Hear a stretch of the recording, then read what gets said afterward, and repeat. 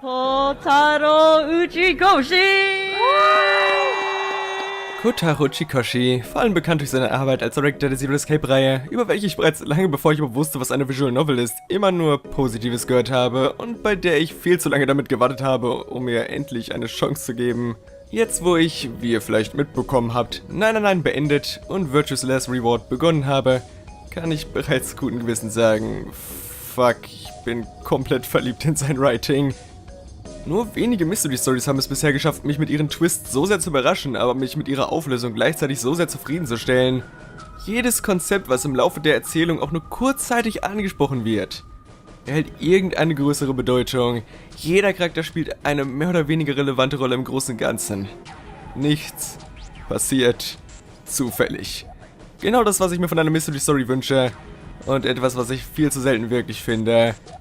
Diese Art der Erzählung ist es auch, was mich dazu bringt, mit dämlichen Theorien nur so um mich zu werfen und wirklich überrascht davon zu sein, inwiefern einige davon im Endeffekt sogar richtig und andere nicht ferner von der Wahrheit entfernt sein könnten.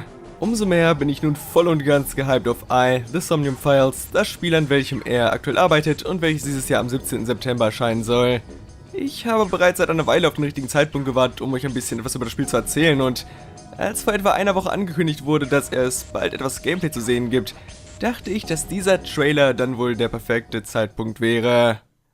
Tja, jetzt kam eben dieses Video raus und es war kein Trailer. Es war bereits ein einziger unfassbarer Plot-Twist. Unfassbar vor allem, weil das Spiel noch nicht einmal begonnen hat und einfach niemand mit so etwas rechnen konnte.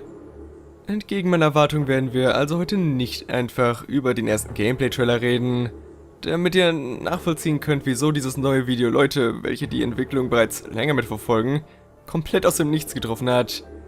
Muss ich erstmal etwas ausholen und über den Kanal reden, auf welchem dieses erschienen ist. Lemniscate. Fangen wir ganz am Anfang an, bei dem Reveal von I selbst, auf der Anime Expo 2018. Neben einem kleinen Teaser-Trailer haben wir hier die ersten Informationen zur Story bekommen, wobei diese zum Großteil aus dem Titel des Spiels selbst hergeleitet wurden. So ist I selbst ein ziemlich vielschichtiges Wortspiel. Zum einen steht es natürlich für AI, Artificial Intelligence, was sich in diesem Fall darauf bezieht, dass der Protagonist, ein Detektiv namens Date, über ein künstliches Auge verfügt, welches er auf verschiedene Arten und Weisen zur Ermittlung nutzen kann. Wie ihr euch jetzt vielleicht denken könnt, ist eben dieses Auge auch die zweite Bedeutung von I. I. Got it? Fantastisch. Aber nicht nur aufgrund seines künstlichen Auges, nein, wir ermitteln auch in einem Fall rund um einen Serienmord, in welchem sämtlichen Leichen ein Auge entnommen wurde. Zuletzt ist I auch noch japanisch für Liebe, was eine weitere Kernthematik des Spiels werden soll, über welche wir bisher allerdings am wenigsten erfahren haben. Über diesen ganzen lustigen Wortspielspaß hinaus bleibt natürlich auch noch die zweite Hälfte des Namens, The Somnium Files. Und wie man sich vielleicht von Somnium vor allem im Zusammenhang mit Wörtern wie Insomnia ableiten kann, werden Träume eine große Rolle spielen. Und zwar wird es eine der relevantesten Ermittlungsmethoden sein, dass unser Protagonist die Träume von verschiedenen Zeugen, Verdächtigen usw. betreten kann, um dort nach weiteren Hinweisen zu suchen. Mein Gott, all das klingt meiner Meinung nach schon unfassbar interessant und wir sind noch nicht einmal über den Namen des Spieles hinaus. Der Teil des Reveals, um den es heute eigentlich hauptsächlich gehen soll, kommt jetzt. Uchikoshi spricht einen weiteren Charakter an, und zwar Iris. Haha, get it? Weil wir Iris wie im Auge und so, ja, Wortspiele. Viele Wortspiele mit Augen. Ihr versteht schon, ne? Ihr versteht schon. Ja, die gute Iris, wie ihr vielleicht mittlerweile erkannt habt, ist das Gesicht hinter dem Lemniscate-Kanal und sie soll auch innerhalb der Welt eine Art YouTuberin sein. Allerdings wurde jetzt Anfang des Jahres auch tatsächlich ihr Kanal eröffnet und seitdem mit wöchentlichen Videos versorgt. Yay! Ja! Juhu! All diese Videos sollen tatsächliche Videos von Iris selbst sein, welche sich hier Acehead oder Tessa nennt. Und dabei fängt es eigentlich ganz harmlos mit einem wirklich schlechten Lied und einigen sehr belanglos wirkenden Vlogs an, in denen sie unter anderem über ihre Lieblingssnacks spricht. Ja. Ganz nebenbei lernen wir so aber bereits einige der Orte und Charaktere aus Ai kennen. So zum Beispiel die Firma hinter ihrem Kanal, Lemniscate, sowie dessen Leiter Mr. Okiura, den verlassenen Freizeitpark, welchen man bereits im ersten Teaser gesehen hat, Lagerhallen an einem Hafen, einen Schrein, eine Bar, bla, bla, bla. Einiges jedenfalls. Besonders hervorzuheben wäre dabei wohl noch die einzige Folge, in welcher tatsächlich ein anderer Charakter zu Wort kommt. In dieser besucht sie mit einem Freund namens Ota ein Maid-Café. Und der Gute ist ein wenig verliebt in Tessa. An angel, a princess, a lover, a sister that isn't blood related, a cute girl printed on a body pillow. Ota. Yikes. Der Punkt ist, man erfährt bereits eine ganze Menge kleiner Details rund um die Spielwelt und einige der Charaktere. Und das ist gerade mal einer der Gründe, warum die Videos es wert sind, geguckt zu werden. Darüber hinaus gibt es in eigentlich jeder Folge mindestens ein Thema, welches so gar nicht in den Rest reinpasst. Das fängt bei Gerüchten rund um eine Frucht der Unsterblichkeit an, geht bei Urban Legends weiter und endet bei ägyptischer Mythologie. Auch das bereits angesprochene wirklich grauenhafte Lied von ihr hat einen etwas fragwürdigen Text. Natürlich könnte das alles nur kompletter Blödsinn sein, der nichts mit irgendwas zu tun hat. Aber da hat mich die wenige Erfahrung, die ich bisher mit Uchikoshis Writing habe, eines Besseren belehrt. Jede noch so random wirkende Kleinigkeit wird noch irgendwie relevant werden und gerade Sachen, die in Richtung ägyptischer Mythologie gehen, ja, kommt mir irgendwoher bekannt vor. Im Endeffekt gibt es in den Videos wirklich viel zu viel, worauf man achten könnte, und es gibt schon unfassbar vieles, worüber man Theorien aufstellen könnte, aber das würde den Rahmen dieses Videos etwas sprengen. Wenn ihr allerdings ein paar umfangreichere Theorien von mir hören wollt, dann sagt mir einfach in den Kommentaren Bescheid. Dann versuche ich möglichst kurz vor Release alles, was wir bis dahin noch erfahren, zu sammeln und mir möglichst dumme Scheiße aus dem Hintern zu ziehen, weil das kann ich eigentlich sowieso recht gut. Eines dieser Themen möchte ich an dieser Stelle aber auf jeden Fall noch ansprechen, denn es ist eins, das im Laufe der ersten Videos immer und immer wieder aufkam. Nice at Laws, kurz Nice. Tessa erklärt, dass es sich dabei um einen Kult von Teufelsanbetern handelt, welcher hinter den Kulissen Einfluss auf den Großteil der gesellschaftlichen Institutionen, inklusive Politiker, Banken und Militär hat. Eine Theorie soll es sein, dass Nice at Laws von Aliens kontrolliert wird und dafür sorgen will, dass Menschen glauben, in einer Simulation zu leben. Okay. Jedes Mal, wenn sie versucht hat, über Nice zu reden, hat es allerdings nicht allzu lange gedauert, bis sie durch immer stärker werdende Fehler im Video davon abgehalten wurde. Mehrfach tauchten sogar Nachrichten auf, die ihr mit Konsequenzen gedroht haben, sollte sie es noch einmal versuchen.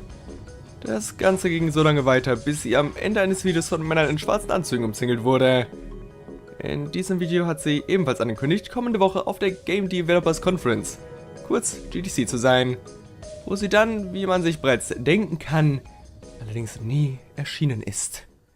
Und an diesem Punkt fängt es an, so richtig interessant zu werden. Springen wir dafür nochmal ein bisschen zurück und wechseln auch gleich mal die Plattform, und zwar auf Twitter. Hier haben wir nicht nur einen, sondern gleich 3 relevante Accounts. Zum einen natürlich ASET selbst, welche hier vor allem ihre neuen Videos gepostet hat. Dann Uchikoshi, welcher tatsächlich auch des Öfteren In-Character als ASETs Produzent gepostet hat. Und zuletzt der gute Ota, welcher hauptsächlich Weep, Scheiße und Komplimente an ASET postete. Ja. Die Tatsache, dass all diese Accounts immer wieder wie ganz normale Twitter-Nutzer posten, miteinander interagieren und teils auch auf Kommentare antworten, macht das Ganze einfach noch so viel glaubwürdiger und gibt einem wirklich das Gefühl, dass die Welt des Spiels und die Realität sich auf irgendeiner Ebene überschneiden. Aber nun gut, zurück in Richtung GDC. Laut ASETs letztem Twitter-Post bricht sie nach San Francisco auf, wo sie ja, wie gesagt, nie ankommt. Stattdessen bekommen wir am nächsten Tag ein weiteres, etwa einminütiges Video mit dem simplen, aber effektiven Titel 6. In diesem sehen wir nichts als eine etwas düstere Aufnahme ihrer Wohnung, was allerdings natürlich genug Grund ist, um sowohl Ota als auch Uchikoshi zu beunruhigen. Im Laufe der nächsten Woche versichern beide immer und immer wieder auf Twitter, dass sie mit allen Mitteln nach ihr suchen. Wobei Uchikoshi der festen Überzeugung ist, dass Tessa in San Francisco sein muss. Ota hingegen sucht weiterhin in Tokio nach ihr. Spätestens an diesem Punkt hat sich das Ganze zu einem ARG entwickelt. Falls ihr keine Ahnung habt, was es ist, ein Alternate Reality Game, um es simpel zu halten, ein Spiel, was so tut, als wäre es kein Spiel, aber für gewöhnlich kleine Hinweise verstreut, die von Spielern genutzt werden müssen, um die Geschichte voranzubringen. Wie in diesem Fall wird so etwas oftmals für Werbekampagnen genutzt. Ota hat also, während er fleißig weitergesucht hat, immer wieder kleine Hinweise entdeckt, so zum Beispiel eine Zahlenkombination, welche erst einmal von Nutzern entschlüsselt werden musste, um herauszufinden, dass sie offensichtlich für die Lagerhallen am Hafen steht, welche bereits in einem der Videos zu sehen waren. Nachdem Ota also in den Kommentaren darauf hingewiesen wurde, ist er zu eben diesen Lagerhallen aufgebrochen, wo er allerdings niemanden fand, bloß eine Kreissäge, von welcher er auch gleich einige Bilder postete. Parallel dazu erschien dann allerdings ein neues Video auf dem Lemniscate-Kanal, in welchem man genau dieselbe Kreissäge in genau derselben Lagerhalle zu sehen bekommt. Diesmal allerdings liegt Tessa unter ihr, gefesselt und mit nur einem Auge, während eine Person in einem Eisbärenkostüm die Kreissäge langsam auf sie zufahren lässt. Und das war es dann wohl damit. Zumindest sollte es das. Auf Asets und Otas Twitter-Accounts passiert rein gar nichts mehr. Und Uchikoshi versichert weiterhin, sie nicht gesehen zu haben. Allerdings behauptet er auch, wann immer er darauf angesprochen wird, dass er das Video von Tessas Tod nicht sehen kann, dass es nicht existiert. Eine Woche später allerdings, wie aus dem Nichts, taucht dann plötzlich doch ein neues Video auf und Tessa scheint wieder ganz die Alte zu sein. So berichtet sie fröhlich von all dem Spaß, den sie gemeinsam mit Uchikoshi auf der GDC hatte. Dieser versichert allerdings weiterhin, dass das nie passiert ist und auch fällt in dem Video auf, dass Tessa leicht veränderte Sprachgewohnheiten sowie eine abgeänderte Begrüßung und Verabschiedung hat. Viele Nutzer spekulieren, dass es nicht die echte Tessa sein kann, doch Ota postet ebenfalls wieder und bestätigt, dass ihm nichts Seltsames an ihr aufgefallen ist, dass er einfach froh darüber ist, dass sie wieder zurück ist und dass es ihr anscheinend gut geht. Ich meine, holy fuck, wie viele Fragen das einfach aufwirft. Wurde Tessa ersetzt? Wenn ja, wie und von wem oder was? Leben die Charaktere überhaupt alle im selben Universum? Schließlich scheint es das Video von Tessas Tod für Uchikoshi ja überhaupt nicht zu geben. Und obwohl er in ihrem GDC-Video vorkommt, versichert er, sie nie dort gesehen zu haben. Gibt es also verschiedene Timelines, in denen verschiedene Dinge mit Tessa passiert sind? Wenn ja, wo haben sie sich aufgeteilt und wie zur Hölle können wir alle davon gleichzeitig auf Twitter mitverfolgen? Aber gut, ich denke, auf Antworten müssen wir wohl erstmal eine Weile warten. Ihre nächsten Videos wurden zum Glück allgemein wesentlich interessanter, mal komplett abseits von den gerade angesprochenen Mysterien, die dahinter stehen. Im ersten davon besucht sie das Hauptquartier von Abyss, was für Advanced Brain Investigation Squad steht und, wie man sich eventuell bereits denken kann, die Ermittler sind, zu welchen unter anderem der Protagonist von Ai, Date, gehört.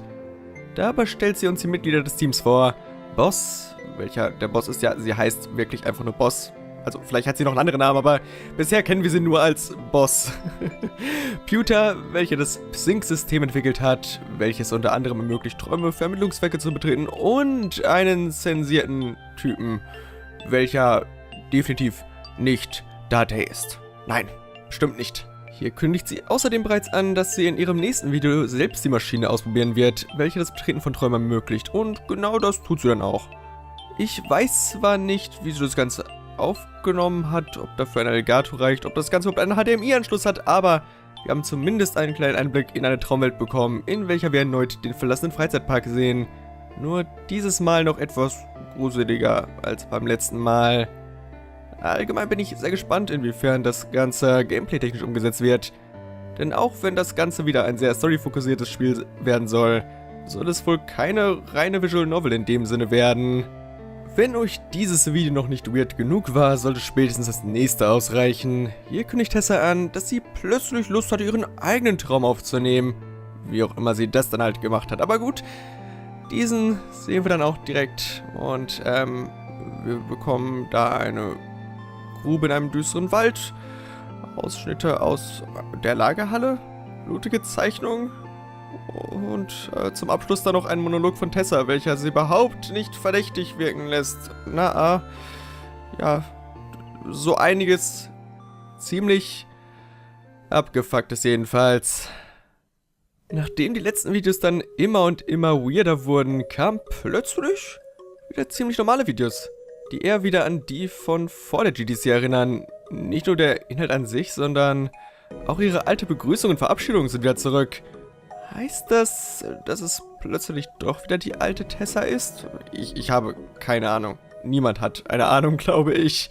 Aber jedenfalls scheint es erstmal so, als wäre es nicht mehr die sehr, sehr verdächtige Tessa, die immer und immer weirder wurde. Genau. Abseits von 2 wirklich irrelevant wirkenden Videos, in denen sie eigentlich nur Werbung für Zonky Zero macht, gab es darunter immerhin eins, in dem sie über die Cyclops-Morde redet. Wie ihr euch eventuell bereits vom Namen ableiten könnt, handelt es sich dabei um die Morde, bei welchen den Opfern hier ein Auge entnommen wurde, welche wohl auch die in Ei selbst behandelten sein werden. Diese sollen vor 6 Jahren stattgefunden haben, die Opfer dabei allesamt junge Frauen, wo also Tessa perfekt reinpassen würde natürlich. Da die anderen Morde allesamt bereits 6 Jahre her sein sollen, fragt sich natürlich, ob es sich dabei überhaupt um denselben Mörder wie den Eisbären handelt oder ob dieser nur versucht, die Serienmorde zu kopieren. Wie dem auch sei, in einem dieser Videos kündigt sie jedenfalls an, dass sie endlich ein Preview-Let's Play zu Uchikoshis neuem Spiel I The Somnium Files hochladen wird. Dabei handelt es sich, wie ihr euch bestimmt bereits denken könnt, um den Gameplay-Trailer, welcher der Anlass für dieses Video ist. Nur damit ihr jetzt voll und ganz nachvollziehen könnt, wieso dieses Video viel mehr ist als ein einfaches Gameplay-Showcase, habe ich euch gerade diesen ganzen Stuff zusammengefasst. Ich hoffe, die Zusammenfassung ist mir auch halbwegs gelungen. Ich habe wirklich versucht, alles Relevante irgendwie zu erwähnen, ohne zu sehr ins Detail zu gehen. Aber wie auch immer, auf zum neuesten Lemnis Gate Video. Bereits im Voraus stellen sich natürlich wieder einige Fragen. Weiß Tessa, worum es in Ei geht? Weiß sie, dass sie, genauso wie Ota und viele andere Menschen, die sie persönlich kennt, Charaktere in diesem Spiel sind? Sind die Ereignisse, die dort passiert sind, in ihrer Welt real oder ist das Spiel Fiktion, die sich nur Charaktere, die als Teil des AEGs in unserer Welt existieren, als Inspiration genommen hat? Wie gesagt, für viele Fragen. Gucken wir uns das Video einfach mal Schritt für Schritt an. Erstmal vorweg, schicke Werbung. Als erstes begeben wir uns mit Date in das Maid-Café, welches wir bereits aus dem Video mit Ota kennen. Tessa merkt an, dass sie bereits gehört hat, dass dieses im Spiel vorkommen soll und wie cool es auch sei, wenn Orte, die man selbst kennt, in Spielen vorkommen. Wesentlich weniger vorbereitet scheint sie allerdings darauf zu sein, dass sie auch auf bekannte Gesichter wie eben eine der dort arbeitenden Maids treffen wird. Auch Date kommt hier irgendwoher bekannt vor, aber keine Ahnung woher, nee, ich auch nicht, nee, gar nicht. Dieser fährt jedenfalls fort zu sagen, dass er nur hier ist, um jemanden zu treffen. Und dieser jemand ist unser lieber Ota. Hierüber ist Tessa gleich noch viel mehr überrascht, fragt, ob er ins Schauspielgeschäft eingestiegen ist und warum zur Hölle er ihr nichts davon erzählt hat. Hiermit wäre dann also bestätigt, dass sie definitiv keine Ahnung hat, dass auch sie in dem Spiel vorkommt. Und es scheint zumindest ziemlich wahrscheinlich, dass das Spiel aus ihrer Sicht auch aus Live-Action-Sequenzen besteht. Als nächstes bekommen wir dann noch kurz das einzige tatsächliche Stückchen Gameplay aus diesem Gameplay-Video zu sehen. Und zwar, wie Dialogoptionen ausgewählt werden. Hey, aber auch das scheint bereits wesentlich interaktivere Dialoge als noch in der Zero Escape-Reihe zu versprechen. Außerdem sehen wir eine der Funktionen von Dates künstlichem Auge. Die X-Ray-Funktion. Enttäuschenderweise kann man damit durch etwas mehr als nur Stoff gucken, aber hey, das war wohl zu erwarten. Was genau wir mit dieser Funktion im Spiel anfangen können? Gute Frage, aber wenn es mehrere Funktionen dieser Art gibt, könnte das auf jeden Fall einige interessante Möglichkeiten öffnen. Naja, das war's dann auch schon mit Gameplay.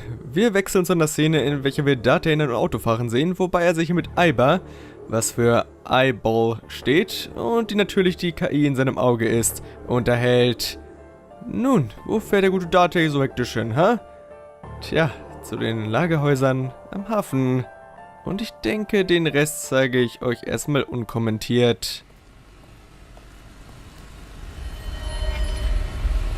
No. Wait. That's...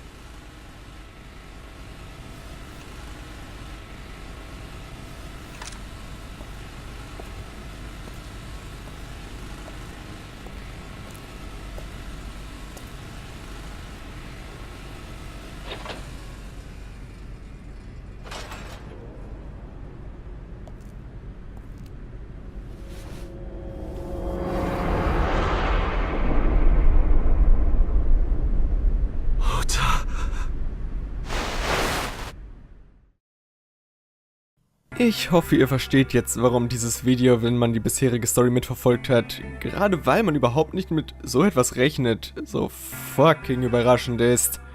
Nicht nur widerspricht es vollkommen dem Video, in dem wir Tessas Leiche das erste Mal gesehen haben, auch zeigt es uns, dass der Eisbär Tessas Mörder Ota war? Vielleicht? Oder hat dieser nur Ota ermordet und ihn dann in das Kostüm gesteckt, damit es genau danach aussieht? Keine Ahnung. Es gibt viele Fragen, mal wieder, die jetzt im Raum stehen. Es fällt mir gerade unfassbar schwer, diesen Teil des Skripts zu schreiben, da alle paar Stunden etwas Neues passiert und ich das jetzt schon zum 5. Mal umschreibe, also um es ganz allgemein zu halten. Sowohl Ota als auch Tessa posten auf Twitter, dass sie keine Ahnung davon hatten, dass sie in dem Spiel vorkommen würden und versuchen sich darüber bei Ochikoshi zu beschweren, welcher allerdings antwortet, dass das Ganze kein Spiel sei. Ich bin unfassbar gespannt, wie sich das Ganze noch weiterentwickelt und wie gesagt, wir sind noch lange nicht beim eigentlichen Spiel angekommen. All diese Story, all diese Twists und abgefuckten Konzepte, bevor das eigentliche Spiel überhaupt erschienen ist.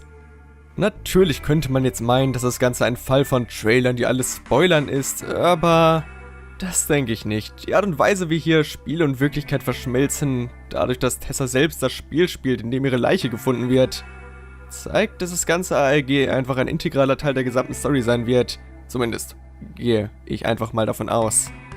Ich hoffe, ihr seid spätestens jetzt genauso gespannt auf das Spiel wie ich, denn das könnte wirklich, wirklich großartig werden. Guckt gerne selbst mal auf dem Lemniscate-Kanal vorbei, den Link findet ihr in der Beschreibung. Und wenn ihr wollt, dass ich vor dem Release nochmal eine endgültige Theorie zu dem Ganzen aufstelle, sagt mir wie gesagt gerne in den Kommentaren Bescheid. Allgemein würde ich mich sehr über euer Feedback freuen. Wie gesagt, ich möchte mal versuchen, solche Videos ab jetzt öfters zu machen, aber da das alles noch recht neu für mich ist, habe ich absolut keine Ahnung, was ich hier tue. Eure Meinung wäre also ziemlich hilfreich, ja. Wie auch immer, danke fürs Zusehen und dann bis irgendwann. Ciao.